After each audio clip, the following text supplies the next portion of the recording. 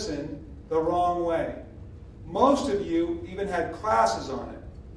And they told you that when you hear something, you're supposed to do what? Paraphrase it. Is that crazy or what?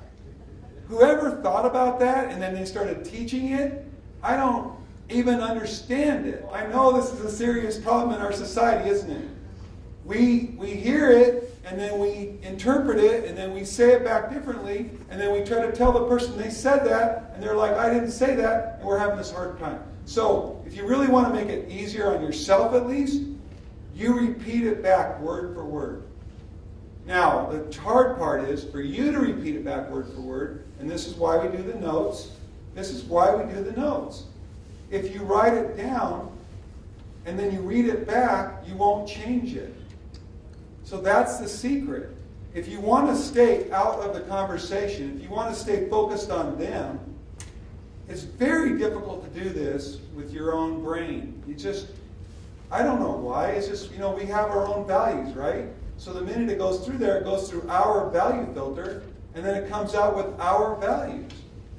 So the only way to do it is to stay out of the conversation, which means you have to write it down and read it back. Every word you use is a kind of a code word for a story.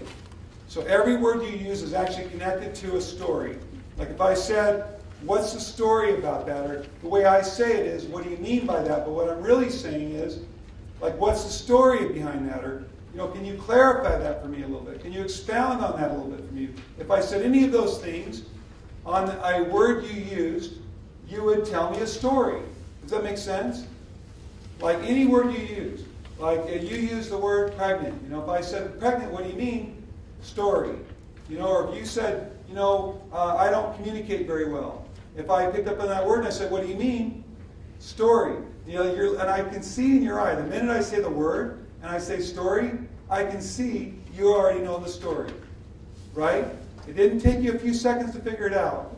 There's a whole story there, isn't there? The words, you got the stories, and you got the values. What part of that conversation is the most important part? Values.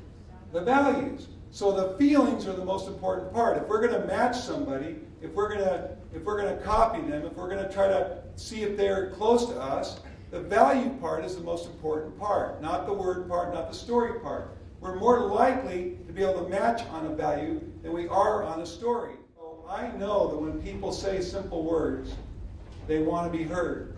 And I know we have a responsibility to listen to them. And we have to have the guts to ask questions where we normally wouldn't, because they just put us in a position where they're relying on us to listen to them.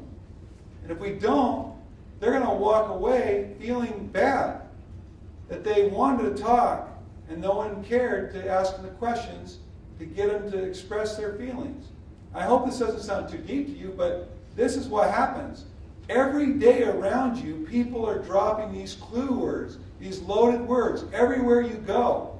You know what they are. They could be as simple as, I feel fine. Right? And you don't want to ask because you don't necessarily want to get in this long thing. Or they might say, I had a hard day. Or that was embarrassing. Or I'm not sure what to do. And you're going, oh, that's something I've heard 1,000 times. I know what it means. Oh, yeah. Well, this is what you do. Right? And now you know you can't do that anymore. You can't. You've got to say you don't know what to do? What do you mean by that? And I don't care how awkward that sounds. Now you know how important it is you do it, don't you? And then when you ask it and everything, and you listen to it, you're going to make a difference in somebody's life.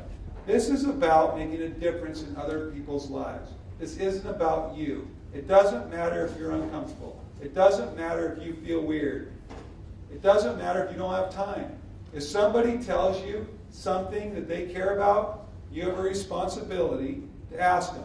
And it doesn't matter how you think, how touchy that subject is, because it's not about you. You might just be that one person who actually listens to them for even just a short amount of time. Makes them feel important. Makes them feel like they want to be around. Makes them feel like they want to be there. And if you can have the ability to do that, even in an adverse situation where they don't act like they want you to talk to them. And I've had a lot of those. And then you win them over, and then they feel important, because that honoriness sometimes comes from the fact that it's a defense mechanism, so they don't have to feel hurt or feel ignored. They want to be the one that ignores, so they don't have to have the insult or the hurt of being ignored. So I think that's what it's about, is affecting those people and getting good at being able to do that.